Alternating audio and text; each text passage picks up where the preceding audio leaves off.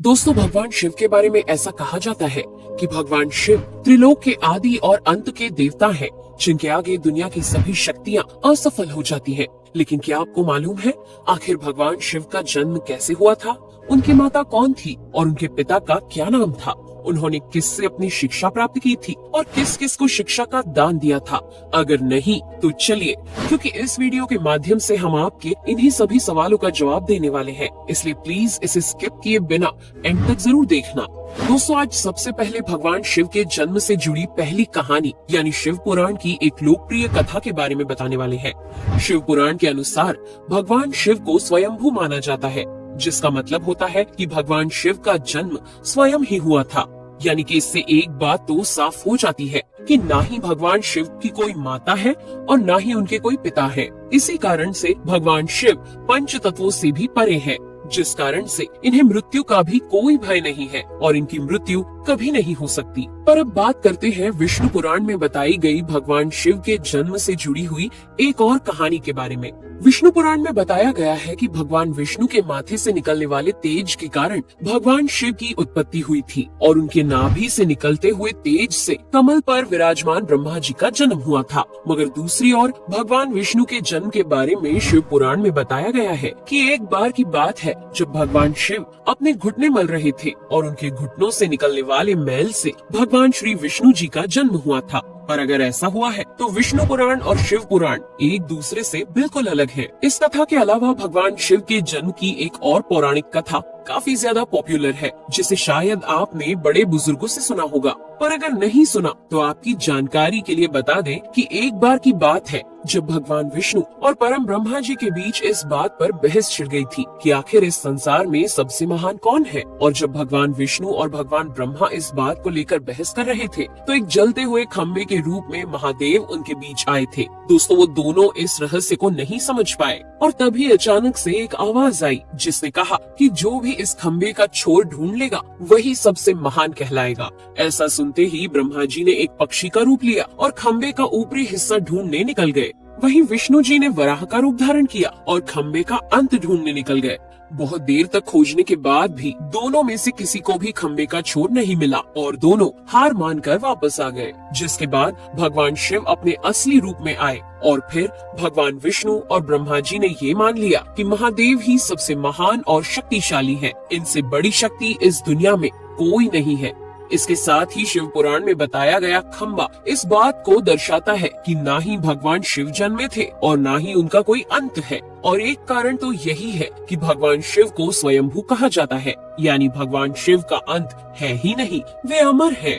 अब हम बात करते हैं भगवान शिव से जुड़े एक ऐसे विषय के बारे में जो सबसे ज्यादा प्रसिद्ध है कि क्या भगवान ब्रह्मा भगवान शिव के पिता है? जी हाँ, इनकी ये कहानी लोगों के बीच काफी प्रसिद्ध है। तो आपको बता दें कि आखिर किस प्रकार भगवान शिव ने ब्रह्मा पुत्र के रूप में जन्म लिया था। इसके पीछे विष्णु पुराण की एक पौराणिक कथा है, जिसके अनुसार जब धरती, आकाश, पाताल या कहे पूरा यूनिवर्स जलमग्न यानी पानी में डूबा हुआ था, तब भगवान विष्णु के अलावा कोई भी देव या प्राणी इस संसार में नहीं था। तब केवल विष्णु ही जल सतह पर अपने शेष नाग पर लेटे हुए नजर आ रहे थे। जिसके बाद उनकी नाभि से कमल की डंडी पर ब्रह्मा जी प्रकट हुए और जब भगवान ब्रह्मा और भगवान विष्णु इस यूनिवर्स से संबंधित बातें कर रहे थे तब भगवान शिव प्रकट हुए। जिसके बाद ब्रह्मा ने उन्हें पहचानने से इनकार कर दिया। इस कारण से भगवान शिव रूठ गए और उनके रूठ जाने के कारण भगवान विष्णु ने उन्हें दिव्य दृष्टि प्रदान कर ब्रह्मा जी को भगवान शिव की याद दिलाई।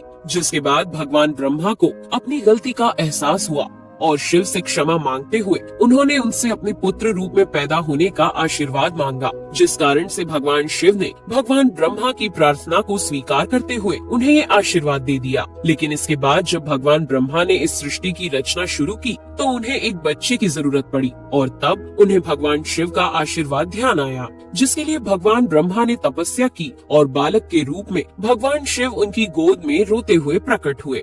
आपको बता दें कि ये भगवान शिव का एकमात्र बाल रूप है।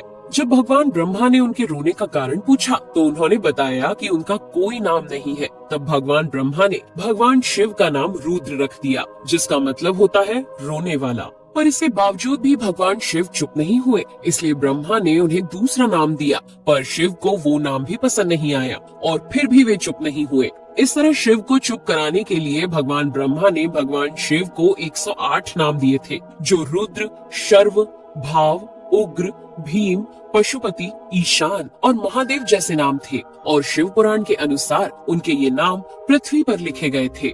इसके बाद बात आती है श्रीमद् देवी महापुराण की। तो श्रीमद् देवी महापुराण में भगवान शिव की माता और पिता के बारे में बताया गया है। श्रीमद् देवी महापुराण के अनुसार देखा जाए तो एक बार जब भगवान नारद जी ने अपने पिता भगवान ब्रह्मा जी से पूछा कि सृष्टि का निर्माण किसने किया है, साथ ही भगवान विष्णु, भगवान शिव और आपके माता पिता कौन है, तब भगवान ब्रह्मा जी ने नारद जी को त्रिदेवों के जन्म के बारे में बताया। जो बताया वो वाकई चौंका देने वाली बात थी। दरअसल उन्होंने कहा कि देवी दुर्गा और शिव स्वरूप ब्रह्मा के योग से ब्रह्मा, विष्णु और महेश का जन्म हुआ था। यानी प्रकृति का रूप लिए माँ दुर्गा ही हम तीनों की माता है और ब्रह्मा यानी काल सदाशिव हमारे पिता है।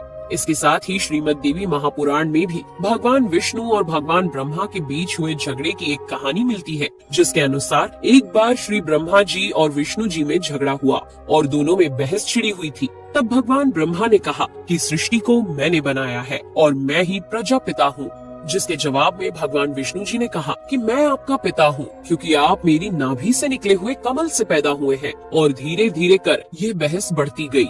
दोस्तों, इसके बाद इन दोनों का झगड़ा सुनकर सदाशिव वहाँ पहुँचे और उन्होंने कहा कि पुत्रों, मैंने ही तुमको इस संसार को बनाने और इसे संभालने के केवल 2 काम दिए हैं। इसी प्रकार मैंने शंकर और रुद्र को संहार और तिरोगति के कार्य दिए हैं। इसके साथ ही उन्होंने कहा कि मेरे 5 मुख हैं। एक मुख से अकार, दूसरे मुख से उकार, तीसरे मुख से मुकार, चौथे मुख से बिंदु और 5वें मुख से नाद यानी कि शब्द प्रकट हुए हैं।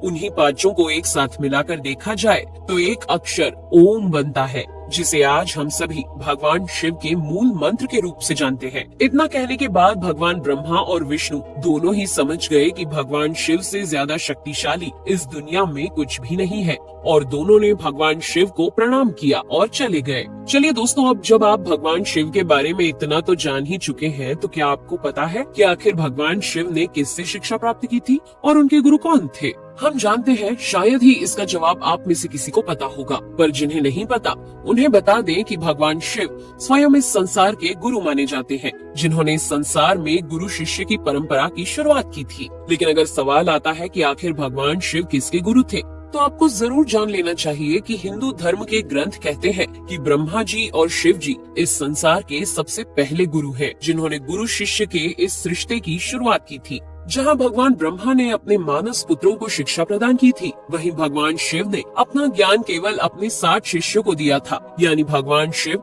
60 शिष्यों के गुरु थे और वे जिन शिष्यों के गुरु थे उन्हें आज के समय में सप्त ऋषियों का दर्जा दिया गया है। तो दोस्तों, ये थे भगवान शिव के जन्म से जुड़े हुए कुछ फैक्ट्स, जो आपको कैसे लगे हमें कमेंट करके जरूर बताइए। साथ ही अगर आपको वीडियो पसंद आया हो तो इसे लाइक और चैनल को सब्सक्राइब करना बिल्कुल ना भूलें। धन्यवाद।